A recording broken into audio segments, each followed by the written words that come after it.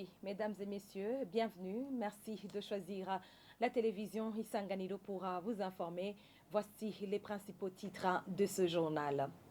La Banque mondiale vient d'octroyer au Burundi un financement de 3 millions de dollars américains pour la construction d'un entrepôt sous température contrôlée à l'aéroport international d'Adaye Melchior. Et la vice-présidente de la Banque mondiale en Afrique de l'Est et australe estime que la stabilité macroéconomique est l'un des défis auxquels le Burundi est confronté. Et en page agriculture de ce journal, le président de l'ELUCOM, l'Observatoire de lutte contre la corruption et malversations économiques, Gabriel Rufyiri, trouve que ce n'est pas le rôle du Premier ministre de demander à quand la disponibilité des fertilisants FOMI, alors qu'il y a des équipes techniques du ministère en charge de l'agriculture qui devraient prendre le taureau par les cornes au moins 2 mois avant la saison culturelle A. Voilà pour l'essentiel de ce journal. Dans quelques instants, le développement.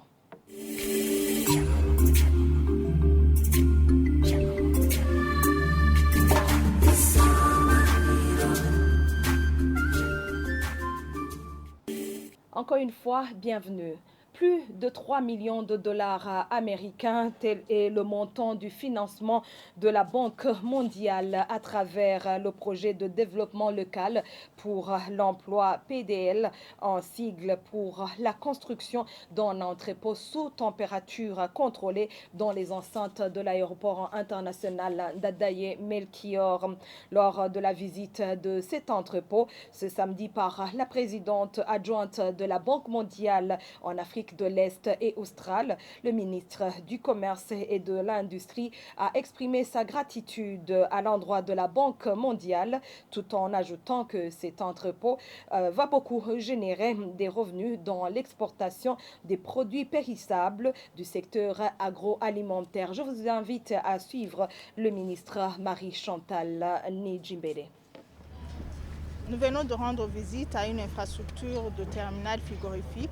C'est une infrastructure à température conditionnée qui servira de conditionnement à température contrôlée pour les différents produits issus des chaînes de valeur, surtout des fruits et légumes et d'autres produits périssables. Cette infrastructure contient des bâtiments à température contrôlée, surtout pour la conservation des importations et exportations des médicaments, mais également des importations et exportations des produits périssables comme les fruits et légumes et d'autres produits périssables. Donc c'est une infrastructure, une facilité qui vient pour nous offrir une valeur ajoutée par rapport à la chaîne de valeur des fruits et légumes au Burundi. Et c'est une infrastructure qui offre une opportunité importante au secteur privé, surtout aux agriculteurs burundais, pour développer la chaîne de valeur fruits et légumes afin qu'on puisse augmenter les flux d'exportation, surtout des fruits et légumes, mais aussi d'autres chaînes de valeur périssables à travers ce terminal frigorifique qui est une facilité au sein de l'espace aéroportuaire de Bujumbura. Et toujours sur cette même page coopération, la vice-présidente de la Banque mondiale en Afrique de l'Est et australe estime que la stabilité macroéconomique est l'un des défis auxquels le Burundi est confronté. Et pour relever ce défi, la Banque mondiale et le Burundi sont en train de mener des discussions sur la politique monétaire et fiscale. La vice-présidente Victoria Kwakwa l'a annoncé dans une conférence de presse coiffant sa visite de 4 jours au Burundi. Suivez-la. Premièrement, je crois qu'il y a le défi de la stabilité macroéconomique. Et ça vient de beaucoup de chocs externes. J'avais mentionné déjà la guerre en Ukraine, le Covid aussi a posé beaucoup de défis pour tous les pays, y compris le Burundi. Il y a aussi le défi de l'impact négatif sur le peuple, le Burundais. Qu'est-ce que nous sommes en train de faire? J'aimerais commencer en disant que ce n'est pas la Banque mondiale qui va régler tout ce défi. Nous croyons que le gouvernement est vraiment engagé sur ce défi-là. Et nous, en tant que partenaires, on appuie le gouvernement et les efforts du gouvernement. En ce qui concerne la stabilité macroéconomique, nous sommes en train de discuter avec le ministère des Finances, la Banque centrale, sur la politique monétaire et fiscale. Parce que c'est à travers ça qu'on peut regagner un peu la stabilité. Le gouvernement est en train d'amener plus de transparence dans la gestion des finances publiques et ça va aider.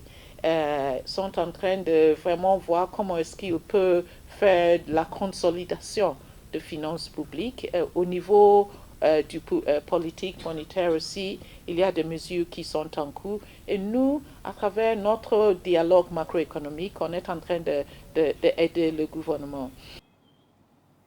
Et oui, je vous le disais dans les titres de ce journal, l'Observatoire de lutte contre la corruption et les malversations économiques, OLUCOM en sigle, trouve que le gouvernement du Burundi a une grande part de responsabilité dans le manque criant de fertilisants FOMI, même si tout n'est pas rose du côté de cette usine. Le président de cet observatoire le dit après qu'au cours d'une réunion animée par le Premier ministre burundais, c'était mardi dernier, le directeur général adjoint de FOMI est hésité de dire à quand la disponibilité des fertilisants FOMI pour la saison culturelle A qui est proche. Suivez Gabriel Ruffieri dans ses propos recueillis par notre confrère Évariste Nzikobanya.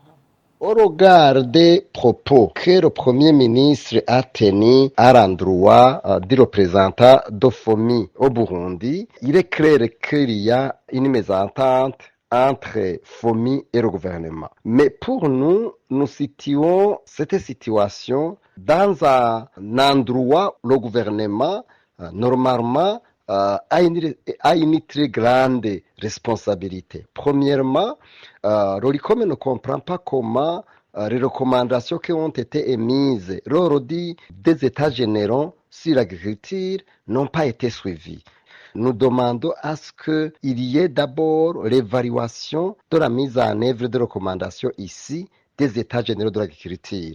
Comme ça, on va jeter des bases solides pour qu'on puisse réellement arriver loin. Ça, c'est la première chose. Et la deuxième chose, pour nous, nous voyons qu'au lieu d'attaquer publiquement FOMI, pour nous, le gouvernement devrait d'abord montrer ce qu'ils ont fait, parce que tout n'est pas fait dans les réunions. Nous voyons que c'est le président, le vice-président, le premier ministre qui s'occupe de ces questions. Mais en dessous d'eux, il y a des services techniques, à commencer par le ministère de l'Agriculture et de l'Environnement. Les techniciens de ce ministère, qu'est-ce qu'ils ont fait? Normalement, vous avez vu que cette réunion a été tenue au mois de septembre.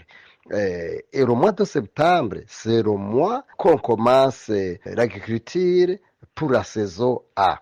Agatasi. Mais avec les réponses que le représentant de FOMI a données, il est clair qu'il n'y a pas eu de suivi dès le départ parce que les représentants des PAE ont montré qu'il y a un ça ne va pas. Mais avant cela, qu'est-ce qui a été fait? Quelles sont les recommandations qui ont été émises? Quelles sont les décisions qui ont été prises pour que cette situation soit remédiée? Rien.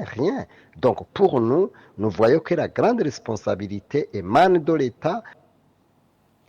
Et oui, la population est appelée à dénoncer les cas de fraude. L'appel est du ministre de l'Intérieur. C'était lors d'une descente effectuée mercredi sur les sites de forage en mairie de Bujumbura.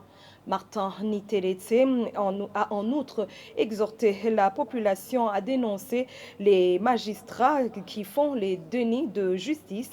Il a estimé qu'il y a recrudescence de ces phénomènes. Suivez-le. Il y a recrudescence de la fraude presque partout dans toutes les communes du pays.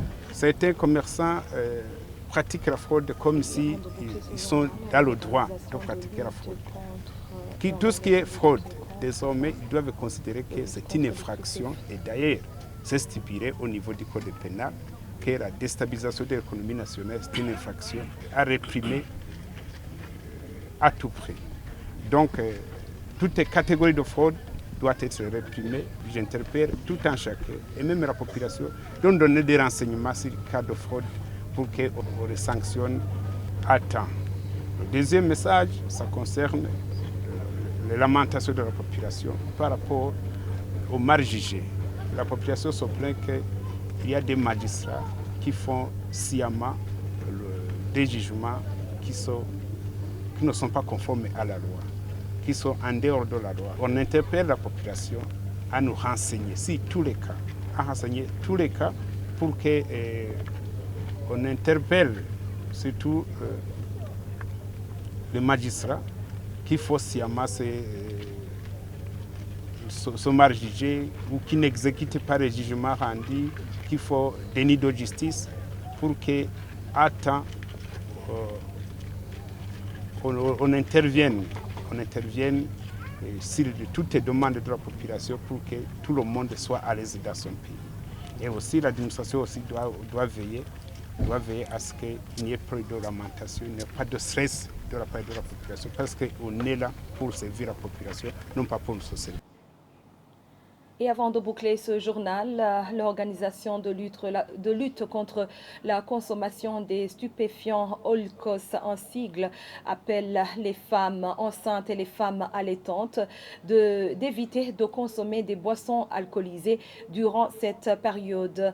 L'appel est du représentant de cette association à l'occasion de la célébration de la journée mondiale de sensibilisation au syndrome d'alcoolisation fœtale le 9 septembre de chaque année. Selon Raphaël Ngendakumana, de tels actes sont nuisibles à la santé du futur enfant. Je vous invite à le suivre. L'importance de cette journée mondiale, c'est pour sensibiliser la population, notamment les femmes enceintes, à les montrer le mal de ce syndrome d'alcoolisation fœtale. Ce syndrome d'alcoolisation fœtale cause beaucoup de maladies.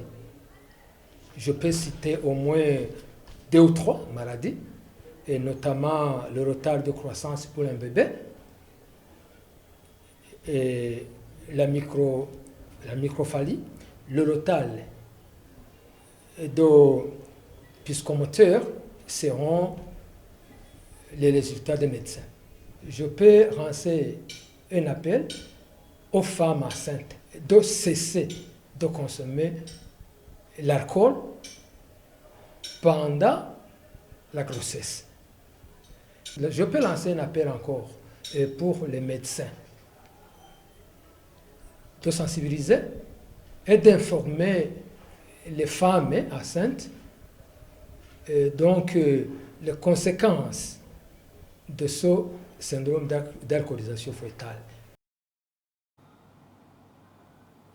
Point final à ce journal. Merci à toutes et à tous de l'avoir suivi. Merci à l'équipe technique et l'équipe rédaction qui m'ont aidé à réaliser ce journal. Et ça a été un plaisir pour moi de vous présenter ces éditions successives de 3 jours. Et oui, et voilà, je vous souhaite une très bonne suite des programmes sur Isanganiro. Au revoir.